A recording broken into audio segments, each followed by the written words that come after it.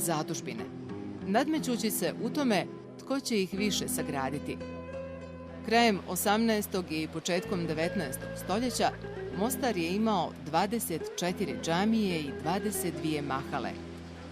Dvije najpoznatije su Karađozbegova džamija, preko puta koje se nalazi i Karađozbegov vakuf, i Koski Mehmed Pašina džamija.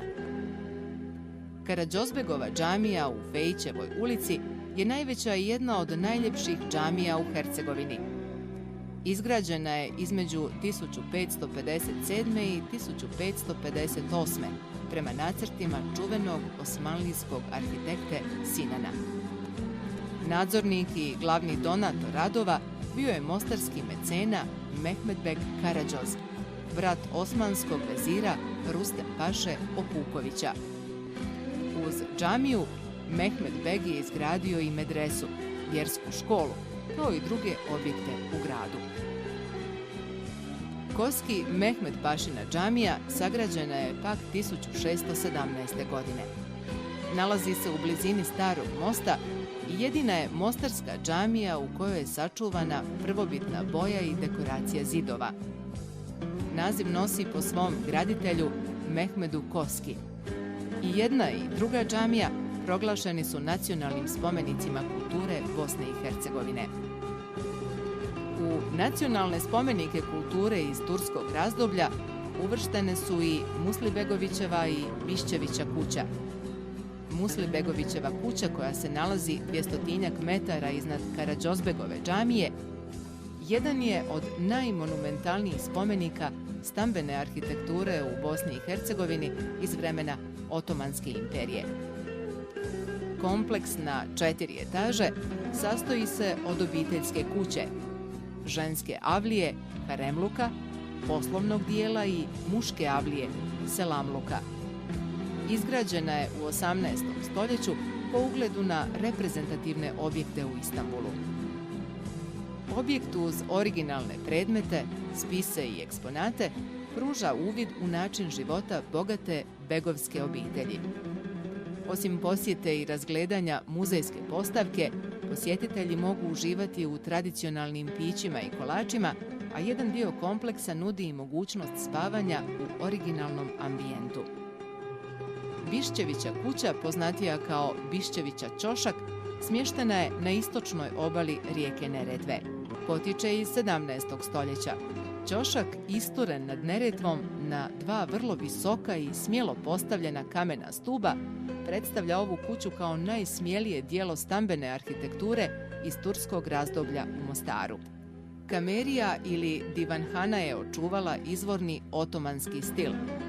Kuća obiluje autentičnim namještajem, a vrt je reprezentativni primjer turskog stila gradnje.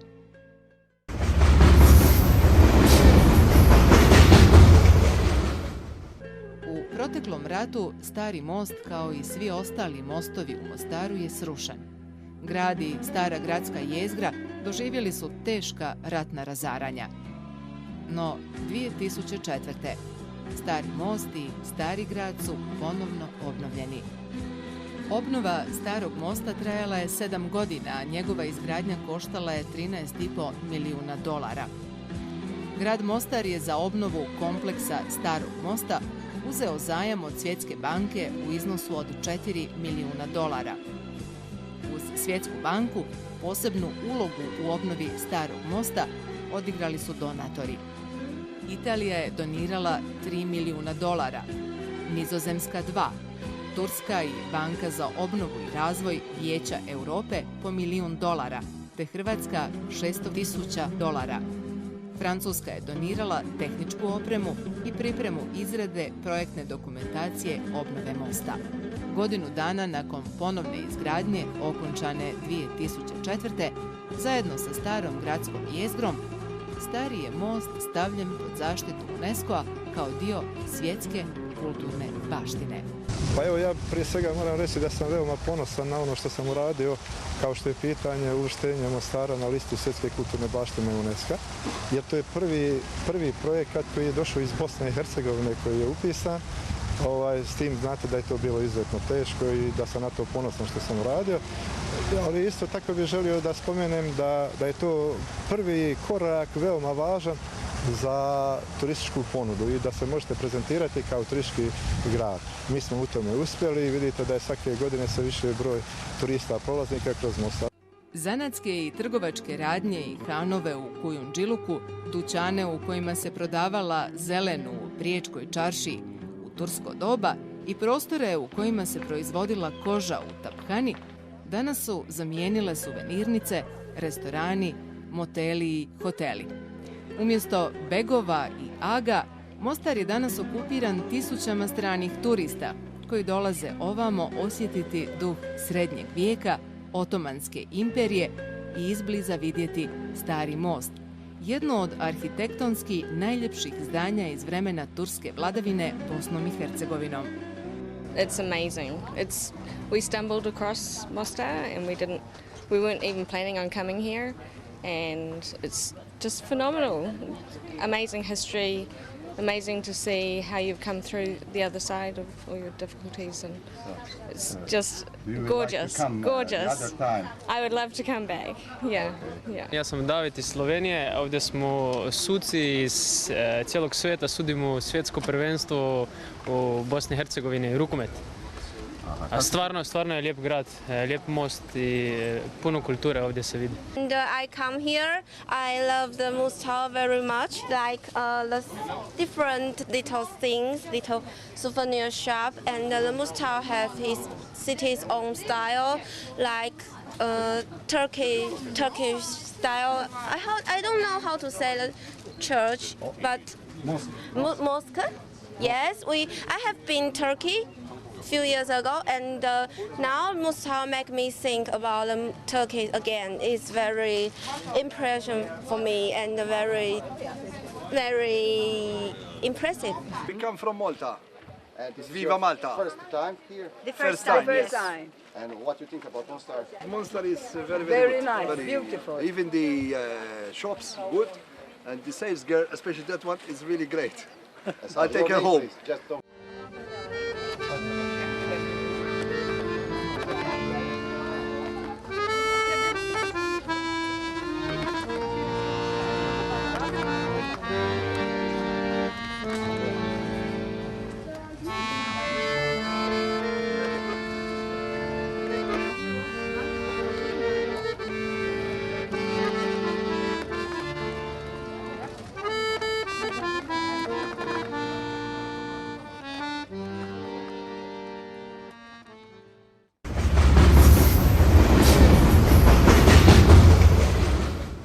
Osim što privlači svojom ljepotom, mostarski Stari most oduvijek je bio izazov, test hrabrosti za mostarske mladiće.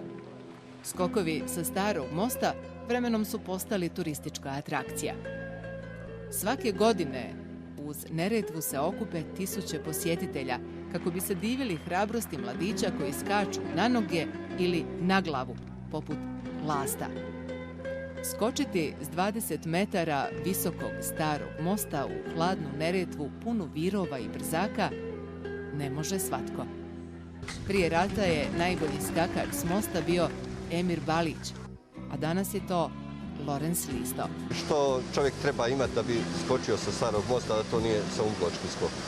Pa evo recimo prije svega treba imati hrabrost, znači bez hrabrosti može koji god gimnastičar dođe, znači ako nema hrabrost neće skočiti sigurno. Znači prije svega hrabrost, potom od malih noga se treba skakati normalno sa manje visina, 2, 3, 5 metara, 10 normalno dok se ne dođe na Stari most. Znači trebate biti fizički spremni, a samim tim ako ste fizički onda ste i psihički, jer ako niste fizički spremni vi znate ne možete primiti udarac koji otprilike ide, kad upadate u vodu, negdje otprilike 100 na sat upadate, onda i primaju se strahoviti jaki udarci, tako da se mora biti dosta fizički spreman. Kako postižeš to savršenstvo u lasti, u skoku na glavu sa Starog mosta? Pa savršenstvo u lasti sad mislim da to ne postoji.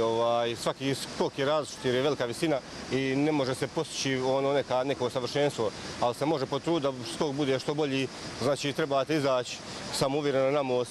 Trebate se odraziti što više od mosta, jedno metar otprilike, biti ukočeni tokom čitavog leta i normalno utegnuti što kaže, upast u vodu i izbaciti što više štrapa.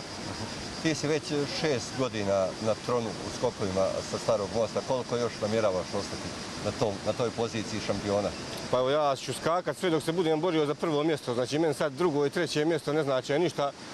Dok se budem borio ravnopravno sa ostalim za prvo mjesto skakat ću. Čim vidim da ima jedan dvojica bolji od mene gdje neću moći osvojiti prvo mjesto, onda ću prestati, skakat ću samo revijalne skokove i to je to.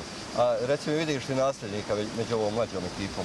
Pa naravno, ja vidim nasljednika i među mlađom ekipom iz Mostara, a vidim isto tako i sa strane skakači što dolaze. Oni dolaze već tu nekih 10-15 godina.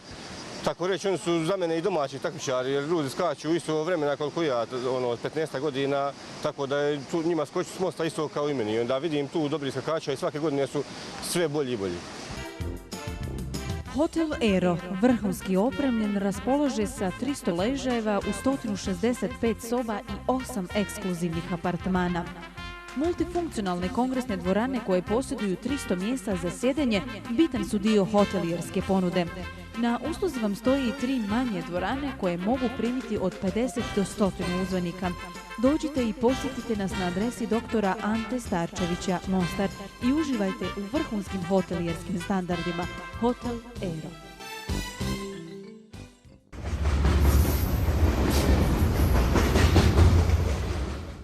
Pred kraj osmanske vladavine, sredinom 19. stoljeća, kao rezultat opadanja moći Turskog carstva te jačanja snage i uloge kršćanskog stanovništva u životu grada, nastupa razdoblje izvjesne vjerske tolerancije koja se očitovala u dopuštanju izgradnje sakralnih objekata kršćanskih vjerskih zajednica u gradu. Najstariji kršćanski objekt predstavlja stara pravoslavna crkva iz 1834. godine, izgrađena na obroncima brda Fortice u istočnom dijelu grada. Ubrzo potom i katolici Mostara su dobili svoj prostor. Godine 1847. izgrađen je kompleks stare biskupske rezidencije u Vukodolu, kod groblja Masline, sjedište nove Franjevačke provincije koja je nastala odvajanjem od Bosne Srebrene, te sjedište mostarskog biskupa. Napokon 1866. godine došlo je do izgradnje Franjevačke crkve Svetog Petra i Pavla u samom gradu, uz koju će 30 godina kasnije biti izgrađeni Franjevački samostan. Pravoslavci u Mostaru svoju novu sabornu crkvu dobivaju 1873. U zadnjim godinama osmanskog vladanja otvoreni su konzulati Austrije, Italije, Rusije, Velike Britanije i Francuske, a prometnom značaju Mostara pridonijela je izgradnja ceste Mostar-Metković 1862. godine. U Mostaru se 30 godina pred kraj turske vladavine zahuktao kulturni život Hrvata, tako da se na prelasku stoljeća u razdoblju od 30 godina objavilo oko 600 knjiga, pa je Mostar koncem 19. i početkom 20. stoljeća postao jače kulturno središte od većine gradova na Balkanu. U Mostaru će se nakon 1850. godine početi otvarati prve učionice, kao ona u Vukodolu kod Mostara. Zatim knjižnica i čitaonica pod Jusovinom. Osnivaće se kulturna društva kao što je Kosača, odnosno Hrvoje, čiji je vrhunac osnivanja napretka 1902. godine. Hrvatsko kulturno društvo Napredak nastalo je na ideji pomoći siromašnim đacima i studentima. Utemeljiteljska skupština Hrvatskog potpornog društva za siromašne đake i naučnike Napredak održana je u Mostaru 14. rujna 1902. A 2 mjeseca kasnije, 11. studenog, Napredak je utemeljen i u Sarajevu kao Hrvatsko društvo za namještanje djece na zanate i u trgovinu. Godine 1872.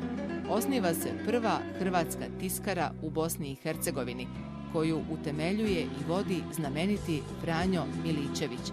A zahvaljujući tiskari pojavit će se i prve novine, prvi udžbenici, priručnici na hrvatskom jeziku u Bosni i Hercegovini. Franjo Miličević sa svojim suradnicima pokrenuo je i prve novine na hrvatskom jeziku u Bosni i Hercegovini. Hercegovački Bosiljak, Novi Hercegovački Bosiljak, Glas Hercegovca i Osvit. Najpoznatiji predvodnik Hrvatskog narodnog preporoda u Mostaru uz Franju Iličevića bio je Petar Vakula. U Mostaru je potkraj 19. stoljeća jedno vrijeme boravio i stvarao i veliki hrvatski pjesnik Silvije Strahimir Kranjčević. Kraj 19. i početak 20. stoljeća je općenito vrijeme kulturnog procvata. To je vrijeme kada se javljaju i među Srbima i muslimanima veliki književnici poput Alekse Šantića, Svetozara Ćorovića, Jovana Dučića i Osmana Đikića. Aleksa Šantić bio je predsjednik Srpskog pjevačkog društva Gusle, a zajedno s Jovanom Dučićem osnovao je književni časopis Zora. Dio Šantićeve poezije ima domoljubni karakter. U pjesmi Ostajte ovdje, jednoj od svojih najpotresnijih pjesama, Šantić pjeva o patnji onih koji zauvijek napuštaju domovinu i odlaze u tuđi svijet. Ostajte ovdje. Sunce tuđeg neba neće vas grijati ko što ovo grije. Grki su tamo zaloga i hljeba, gdje svoga nema, gdje brata nije. Od svoje majke ko će naći bolje? A majka vaša, zemlja vam je ova. Bacite pogled po kršu i polju, svuda su groblja vaših pradjedova. Druga tema Šantićeve poezije je ljubav. Njegove pjesme pune su snažnih emocija i ljubavne tuge. Nastale su na vlastitom iskustvu. Vrlo mlad, Šantić se zaljubljuje u Anku, pa potom u Zorku, ali ga one ostavljaju pod pritiskom